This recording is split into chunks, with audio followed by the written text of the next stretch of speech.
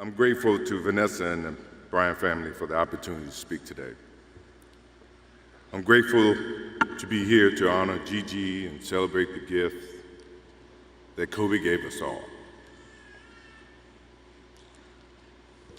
What he accomplished as a basketball player, as a businessman and a storyteller, and as a father. In the game of basketball, in life, as a parent, Kobe left nothing in the tank. He left it all on the floor.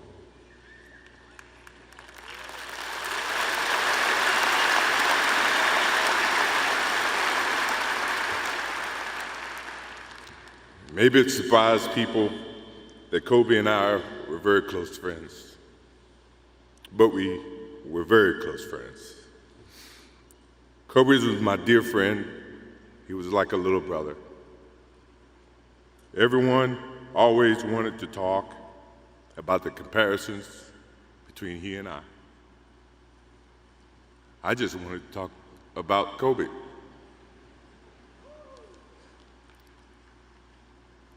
You know, all of us have brothers and sisters, little sisters who, for whatever reason, always tend to get in your stuff,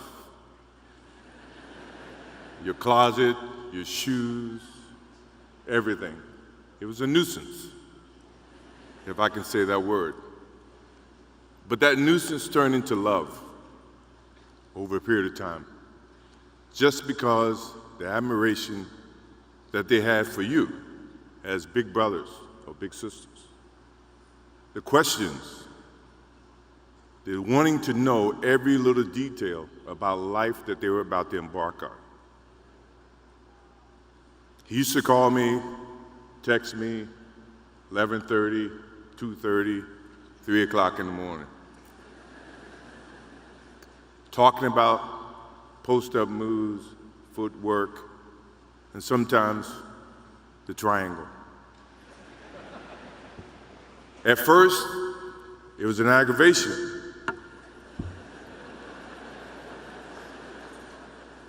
But then it turned into a certain passion.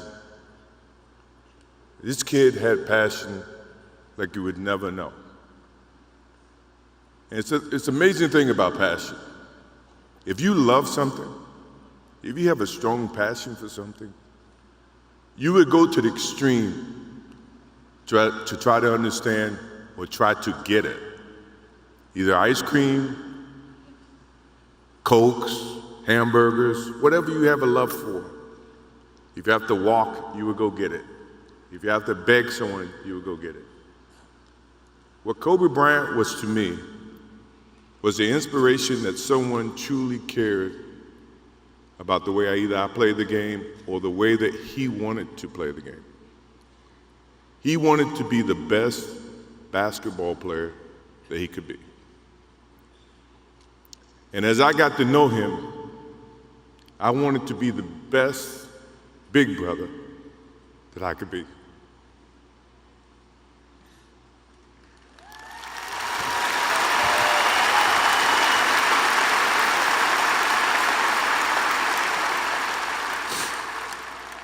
To do that, you had to put up with the aggravation, the late night calls, or the dumb questions. I took great pride as I got to know Kobe Bryant that he was just trying to be a better person, a better basketball player. We talked about business.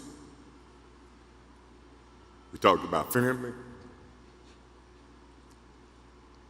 We talked about everything. And he was just trying to be a better person. I remember maybe a couple of months ago, he sends me a text. And he's saying, I'm trying to teach my daughter some moves.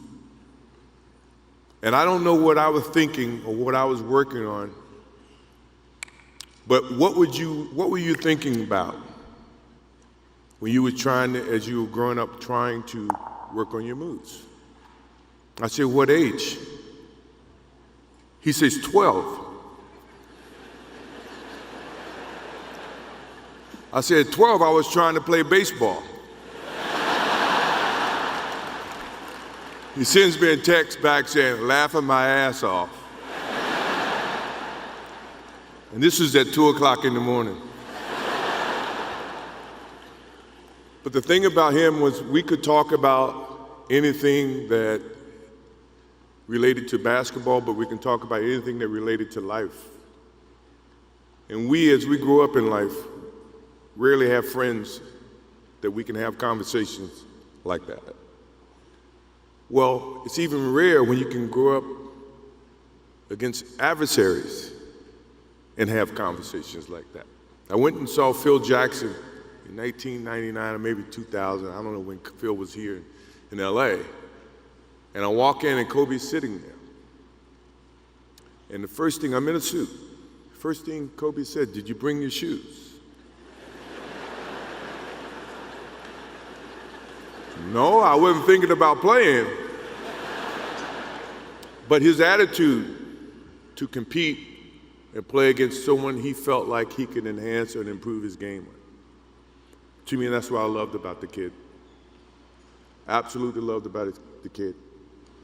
No matter where he saw me, it was a challenge.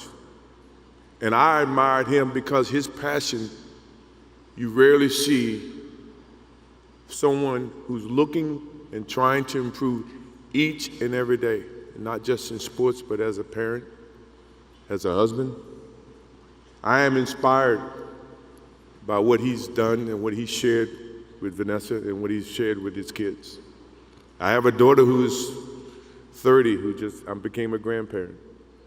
And I have 2 twins. I have twins at 6.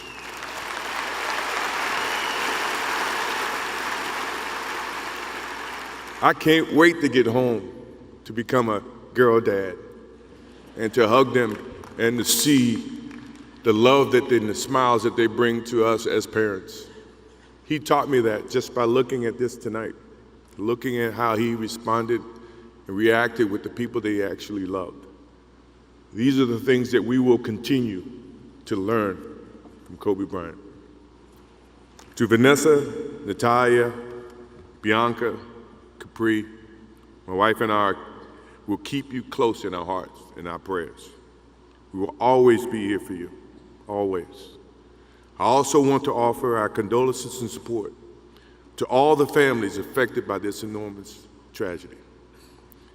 Kobe gave every last ounce of himself to whatever he was doing. After basketball, he showed a creative side to himself that I didn't think any of us knew he had. In retirement, he seemed so happy. He found new passions, and he continued to give back as a coach in his community. More importantly, he was an amazing dad, amazing husband, who dedicated himself to his family and who loved his daughters with all his heart. Kobe never left anything on the court. And I think that's what he would want for us to do. No one knows how much time we have. That's why we must live in the moment. We must enjoy the moment. We must reach and see and spend as much time as we can with our families and friends and the people that we absolutely love. To live in the moment means to enjoy each and every one that we come in contact with. When Kobe Bryant died, a piece of me died. And as I look in this arena and across the globe, a piece of you died, or else you wouldn't be here. Those are the memories that we have to live with and we learn from. I promise you, from this day forward, I will live with the memories of knowing that little brother that I tried to help in every way I could. Please rest in peace, little brother.